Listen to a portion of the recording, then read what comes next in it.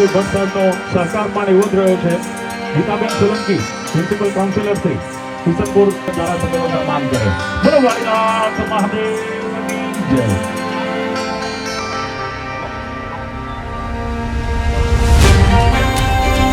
અમદાવાદ શહેર ભારતીય જનતા પાર્ટીના આગેવાન આનંદભાઈ ડાગા ઉપસ્થિત છે. આનંદભાઈને પણ હું વિનંતી કરીશ. સંતગણ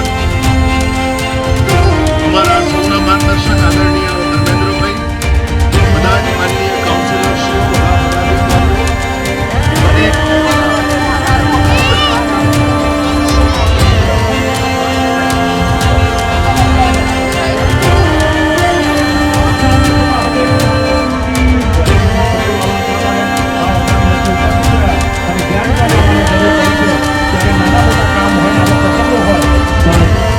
એવી અપેક્ષા.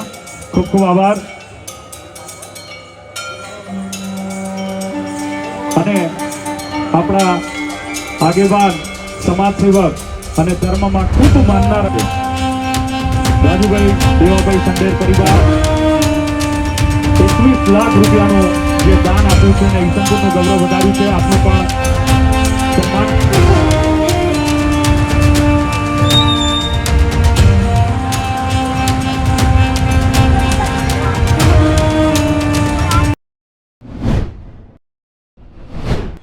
સમાજ જીવનની અંદર દાતાઓની કોઈ કમી હોતી નથી, સારા વહીવટકર્તાની કમી હોય છે.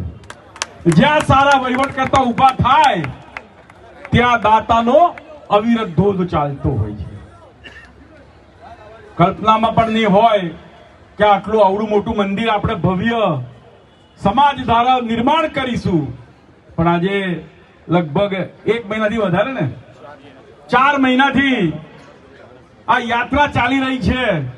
ને જ્યારે યાત્રા પૂર્ણ થશે ત્યારે એના ભૂમિપૂજનની અંદર મારા ખ્યાલ પ્રમાણે વડાપ્રધાન નરેન્દ્રભાઈ મોદી આવવાના છે.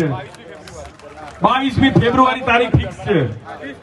22મી જાન્યુઆરી રામ જન્મભૂમિનું નિર્માણ થશે, લોકાર્પણ થશે. 22મી ફેબ્રુઆરીએ વાડીનાથ મહાદેવનું ભૂમિપૂજન થશે. પ્રાણ પ્રતિષ્ઠા શિવલિંગની સ્થાપના થશે. એટલે સમાજની અંદર આસ્થા શ્રદ્ધા એ મહત્વની વસ્તુ હોય છે. ને આખો સમાજ દેશ આસ્થા અને શ્રદ્ધા ઉપર ચાલે છે. 10% સજ્જન માણસો ઉપર આખો દેશ ચાલે છે. કેટલા ટકા? 10%. 90% લોકોની માનસિકતા રાતોરાત પૈસાદાર થવાની હોય છે, પણ સમાજની અંદર 10% લોકોના હિસાબે આખો દાતાઓનો અવિરત ધ્રુવ ચાલતો હોય છે. એના હિસાબે આખું આ ભવ્ય મંદિરનું નિર્માણ થશે. સમાજ માટે બહુ મોટી વાત કહેવાય. સમાજ સીમિત છે પણ ચારે બાજુ ડેવલપ થયેલો છે. સંતો મહંતોની આ ભૂમિમાં અનેક જગ્યાએ દેવાધિદેવ મહારાજ બિરાજતા હોય અને તેમાં પણ ભગવાન શિવની વાત આવે તો કંકર એટલા શંકર તરીકે આજે પણ ગુજરાતમાં તેની પૂજા અર્ચના થતી હોય છે. ત્યારે આવી રીતે જ સમસ્ત માલધારી રબારી સમાજના કહી શકાય તેવા વાડીનાથ ભગવાનની કૃપા ગણો કે એમની મહેર ગણો આજે સમગ્ર ગુજરાતમાં સોમનાથ પછી વાડીનાથનું ભવ્ય મંદિર તરફ ખાતે આકાર પામી રહ્યું છે. ત્યારે આવનારા 16થી 22મી ફેબ્રુઆરીના પ્રાણ પ્રતિષ્ઠા મહોત્સવમાં ખૂબ જ ભવ્ય રીતે તેનો પ્રાણ પ્રતિષ્ઠા મહોત્સવ થવાનો છે અને ખુદ પ્રધાનમંત્રી નરેન્દ્ર મોદી પણ તેમાં સામેલ થવાના છે. ત્યારે અમદાવાદ સહિત ગુજરાતના 18,000 ગામડાઓમાં ફરી રહેલી આપણે આ શિવ યાત્રાના દર્શન માટે લોકો ઠેર ઠેર ગુલાબની પુષ્પવર્ષા સાથે અને સ્તુતિ સાથે મારા દાદાને વધાવી રહ્યા છે. ત્યારે આવી જ રીતે અમદાવાદમાં શિવ યાત્રા જ્યારે ઈસનપુરના આંગણે પધારી ત્યારે સમસ્ત રબારી સમાજ ખૂબ જ ઉમળકા અને ઉમંગ અને ઉલ્લાસથી ધાર્મિક વાતાવરણમાં તેના સ્વાગત માટે થન ગણી રહ્યો હતો અને તેનું સ્વાગત પણ ખૂબ જ ભવ્ય રીતે કર્યું. આપણી સાથે કેટલાક રબારી સમાજના સભ્યો છે, આપણે તેમને પૂછીશું. શું કહેશો? આમ જોવા જઈએ તો કંકર એટલા શંકર તરીકે સમગ્ર ભારતમાં આ પૂજાય છે અને ભોળાનાથની કૃપા હોય તો પછી કશું જ જોવું ના પડે.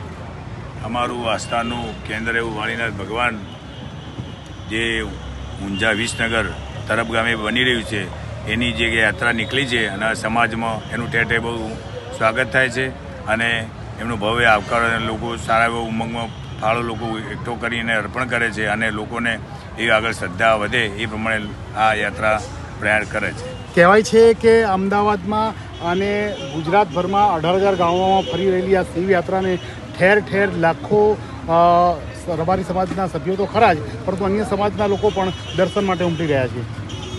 આ એક અમારું સમાજનું, અમારા આખા ગુજરાતમાં રબાઈ સમાજનું બહુ મોટું એક આસ્થાનું કેન્દ્ર છે. વાલીનાથ ભગવાન એ અમારી જગ્યા, ધાર્મિક જગ્યા છે અને લોકોને બહુ ઉત્સાહ ઉમંગ છે કે આ યાત્રા બહુ મોટા પ્રમાણમાં ફરે અને સારો એવો આવકાર મળે અને ભારતભરમાંથી લોકો આની જે થવાની છે પ્રતિષ્ઠા, એ પ્રતિષ્ઠામાં બધા ભારતભરના સંતો, મહંતો અને ખુદ આપણા મોદી સાહેબ પોતે વધારવાના છે, તો લોકોને બહુ ઉત્સાહ ઉમંગ છે. ચોક્કસ. સોમનાથ પછી ગુજરાતમાં ભવ્ય વાણીનાથનું મંદિર આકાર પામશે, ત્યારે એની શોભા જ અનેરી હશે. ખૂબ જ આનંદનો વિષય છે અમારા સમાજ માટે અને અન્ય સમાજ માટે કે આપણા હિન્દુ શાસ્ત્રો મુજબ ખૂબ જ મોટું આ મંદિર અમારા ત્યાં બની રહ્યું છે. અમારા રબારી સમાજ માટે નહીં, પરંતુ આખા હિન્દુ સમાજ માટે આ ગર્વની વાત છે કે આટલું મોટું શિવ મંદિર ઉત્તર ગુજરાતના તરફ ગામે બની રહ્યું છે. ખૂબ જ મોટી સંખ્યામાં રબારી સમાજ તો ખરો જ, પણ અન્ય સમાજ પણ આના તીર્થધામમાં દર્શન કરવા આવશે. ત્યાં બહુ ખૂબ જ એક મોટી વાત છે કે આ સંસ્થાની અંદર વિનામૂલ્યે પ્રસાદ આપવામાં આવે છે અને અમારા સંત શ્રી ખૂબ જ યુવાન છે અને શિક્ષિત છે અને શિક્ષણ પ્રેમી સંત છે, એટલે આ વાત પણ ખૂબ જ ધ્યાનમાં લેવા જેવી બાબત છે. આમ તો ભગવાન સોમનાથ અનેક લોકોને તારે છે, પણ તરફ પણ આપણે વાડીનાથ તરીકે સમગ્ર સૃષ્ટિના તમામ લોકોને તારશે. સોમનાથના જેમ જ આ એક વાળીનાથ મંદિર જે અમારું બની રહ્યું છે, ત્યાં જ્યાં જે શિવલિંગનું સ્થાપન થયું, સોમનાથ મંદિરના શિવલિંગથી 3 જ ઇંચ નાની શિવલિંગ છે. એટલે બીજું મિની સોમનાથ કહીએ તો પણ ચાલે. લોકો સોમનાથ નહીં જાય, અહીંયા આવશે તો પણ ભગવાન એમની મનોકામના પૂરી કરશે. એ રીતનું આ બધું આયોજન થઈ રહ્યું છે કે જે લોકો દૂર દર્શન કરવા ના જાય અને આ શિવલિંગ 12 જ્યોતિર્લિંગનો અભિષેક કરેલા છે, એટલે આનો ખૂબ જ મહત્ત્વ રહેશે. અને હું એવું માનું છું કે અનેક લોકોની આસ્થા, દરેક સમાજની આ શિવલિંગ સાથે આસ્થા બંધાશે એવો અમારો વિશ્વાસ છે, જે અમને લોકોનો સાથ સહકાર મળ્યો છે આ યાત્રા દરમિયાન. આમ તો ત્રિલોકનો નાથ, એ ત્રિલોકપતિ ભગવાન વાડીનાથ તરીકે જ્યારે તરફમાં આપણે પૂર્વ પ્રતિષ્ઠા પામશે, ત્યારે સમગ્ર વિશ્વમાં પણ સોમનાથ પછી એક ભવ્ય જ્યોતિર્લિંગ તો ના કહી શકાય, પરંતુ ભવ્ય શિવ મંદિર આકાર પામશે. આ જે શિવલિંગ ભવ્ય છે એ આપણા દેશના વડાપ્રધાન નરેન્દ્રભાઈ પોતે, એમને ખબર છે, આપણી સરકારે પણ અમને સાથ સહકાર ઘણો બધો આપ્યો છે.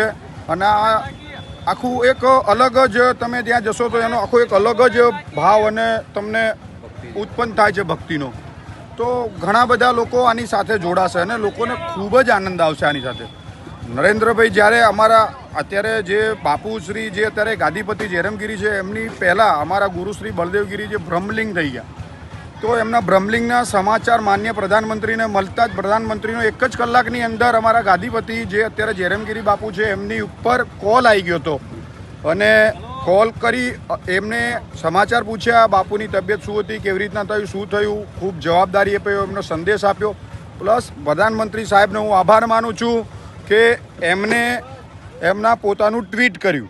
એટલે અમારા માટે બહુ ગર્વ અને બહુ મોટી વાત છે કે અમારા બાપુને વડાપ્રધાન પણ પોતે જાણતા હતા કે પોતે એક ભગવાનના બિરુજ તરીકે અમારા સમાજની અંદર ઓળખાતા હતા. બળદેવગીરી બાપુ જે અમારા બ્રહ્મલિંગ છે. અમદાવાદમાં 13મી તારીખ સુધી આ યાત્રા આપણે અનેક જગ્યાએ જવાની છે. સમસ્ત રબારી સમાજના લોકોની વચ્ચે પણ જવાની છે અને સાથે સાથે અન્ય સમાજના લોકોની વચ્ચે પણ જવાની છે. તો અમદાવાદમાં 1લી તારીખથી શરૂ થયેલી આ યાત્રા આજે ઈસનપુર છે અને આવનારા સમયમાં કઈ કઈ જગ્યાએ જશે? અહીંથી યાત્રા પ્રસ્થાન થવાની છે મણિનગર થઈ અને રાયપુર થઈ સીધી પાલડી સાંજે રાત રોકાણ કરશે અને એથી પછી જેમ જેમ એને લોકોનું જે રૂટ પ્રમાણે આગળ વધશે. અને આ સંસ્થા છે બહુ 900 વર્ષ જૂનું આ શિવલિંગ, 900 જૂનું અમારી રબાઈ સમાજની આ ગાદી કહેવાય, ગુરુ ગાદી. એટલે લોકોને આના પ્રત્યે બહુ શ્રદ્ધા અને અપાર પ્રેમ છે. એટલે લોકોનો બહુ ઉમળકાભેર સ્વાગત કરે છે અને ઠેર ઠેર એનું સન્માન થાય છે અને સારા એવું પ્રમાણમાં લોકો ફાળો બી આપે ઉદાર હાથે. કેમ કે આ સંસ્થા છે ને ખાલી મંદિર પ્રત્યે નહીં, શિક્ષણ સંસ્થા બી ચલાવે છે. એટલે બહુ લોકોનો બહુ પ્રેમ છે.